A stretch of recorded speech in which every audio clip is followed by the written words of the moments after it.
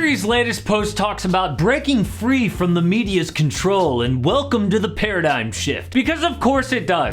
Kyrie says he's just misunderstood, which is true. I can't figure him out. He seemed like such a normal kid coming out of Duke, winning Rookie of the Year, then something went wrong. Dark things in Kyrie's past could explain his behavior. He was born in Australia where his dad was playing pro ball, but everything fell apart when they moved back to the US. Kai's mom died when he was just 4 years old of a blood infection. He and his sister moved to New York where his dad got a job in finance, and Kai just buried himself in basketball. He was the best player on his high school team as a freshman, but his dad worried about his mental state. I worked on Wall Street, and I can tell you that Kyrie is not a type A personality. Those people are really strong-minded, they don't lack in confidence.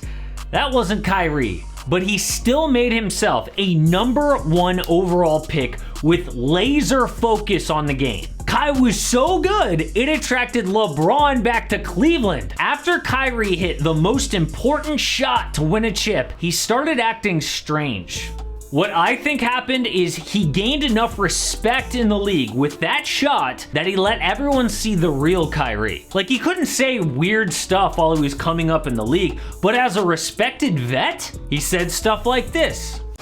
No, the Earth is flat. Oh, here we go. The Earth is flat. Yeah. I think you need to do research on it. Can you really think of us rotating around the sun and all planets aligned, rotating in specific dates, being perpendicular with what's going on with these planets? Yeah, he also went vegan that year and told the media, you know, steak doesn't come from anything natural. And this all happened the year after the Cavs championship, but it backfired. The media and fans viciously mocked Kyrie. As long as he stays a basketball player and stays away from NASA, we're fine. Or what we do is take everybody who thinks Earth is flat and launch them into space. And that was the start of his war with the media. So to regain his respect, Kyrie wanted out of LeBron's shadow onto his own team. When he got to Boston, he said the flat earth thing was just a prank. But that's not true. He just wanted people off his back.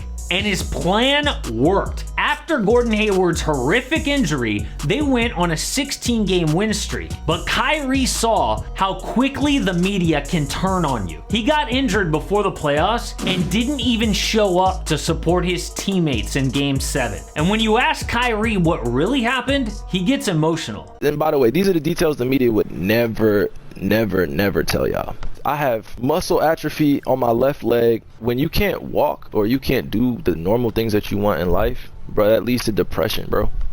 Yeah, that leads to depression. That leads to mental health issues. But no one knew that. Instead, Mark Jackson said this on ESPN. He's so valuable to this franchise. If he's just at home chilling or somewhere not important, to me, that's a problem. This is a Game 7. So he was misunderstood, but that's nothing compared to what happened next. In the preseason, everyone was picking the Celtics to win the title. After all, they made a Game 7 without Kyrie and Gordon Hayward. Kai was feeling so good, he made that infamous promise to season ticket holders. I will re-sign here if you'll have me. But that didn't happen. Instead, he became a villain across the NBA. He threw his young teammates under the bus after losses. He once said, the young guys don't know what it takes to be a championship level team, what it takes every day. And if they think it's hard now, what do they think it'll be like when we're trying to get to the finals? Are you kidding? He said that after they were 1 game away from the finals without him. He was seen chatting with Kevin Durant during the All-Star game and got pretty defensive when the clip went viral. It's my life, right? It's two people talking, having a conversation. If this was a real world, would it be anybody else's business? But it's a video of somebody assuming what we're talking about, right? I hear you. Making an opinion about it. So why would I care about it? Yeah, and it turns out after they got to Brooklyn, KD said, oh, the All-Star game video where they caught us in the hallway? Yeah, that's when it was solidified that we were going somewhere. Hello? Boston got embarrassed in the second round of the playoffs after all of Kyrie's big talk, but no one knew what he was actually dealing with. 1 week after he promised to re-sign in Boston, his entire world fell apart. A week later, my grandfather passes, and it's one of the hardest bit of news. So I'm angry, You know what I'm saying? I'm depressed. And when I tell you that for the rest of the season, I wasn't really myself. I wasn't having fun playing basketball as much anymore. And that started to spill over. If any of y'all know anybody that's dealt with losing a loved one, you can deal with suicidal thoughts. You feel me? You can deal with suicidal thoughts. And that's just one of the things of grief. Like, you don't want to live here anymore on this earth. I really learned more about myself and what makes me motivated every day to get up.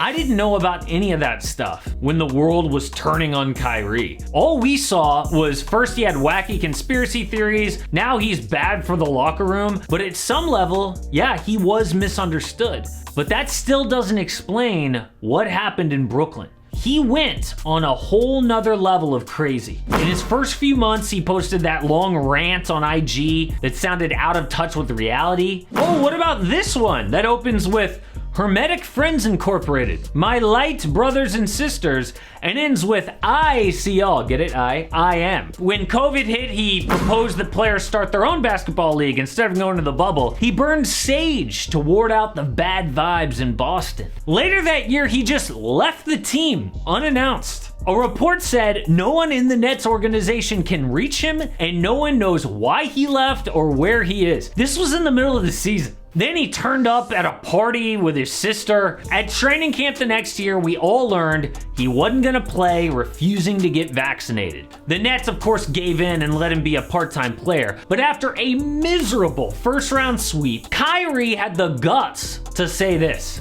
I look forward to managing this franchise together alongside Josiah and Sean Marks. Are you kidding me? Is he that out of touch with reality, or can this all be traced back to when his grandfather passed in 2018? Kai said he had suicidal thoughts and it made him rethink his motivation in life. That is when basketball took a back seat. You know how we all wonder if Kyrie really loves the game? I don't think he does anymore, because what he experienced rocked his whole foundation. When he left the Nets to party with his sister, yeah, family took priority over basketball. When he didn't get vaccinated, that took priority over the game.